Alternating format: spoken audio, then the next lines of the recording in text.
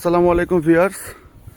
এই যে আমারই একজন ছাদ বাগানি, আমার নিজের এলাকার সম্পর্কে আমার চাচা।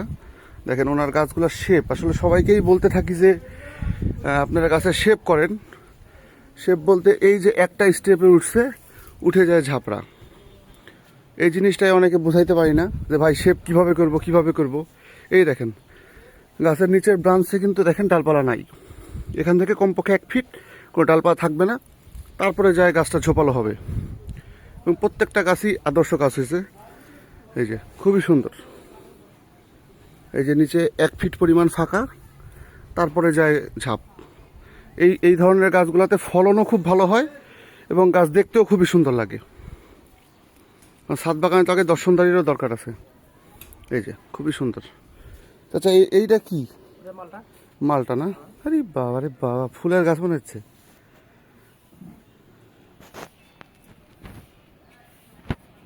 খুবই সুন্দর হয়েছে।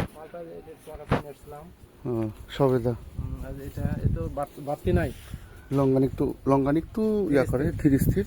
ওর আবার মার্চ মাস পড়লে ও বার শুরু করবে। এ তো মনে হয় অ্যাফোরার ম্যান্ডারিন না? হ্যাঁ অ্যাফোরার। এইটা আলহামদুলিল্লাহ এটা একটা 12 মাসি ভ্যারাইটি, আপনারা সবাই জানেন অ্যাফোরার ম্যান্ডারিন। এটা তো চলমান প্রক্রিয়া চলতেই থাকে, 3-4 বার ফল আসে আলহামদুলিল্লাহ। এই যে ফুল সেট হয়ে যাচ্ছে, তারপরেও যদিও এত ফুল রাখা উচিত হবে না, বা ফল হইলে 1-2টা রাখবে আর কি, পরীক্ষামূলক। আসসালামু আলাইকুম।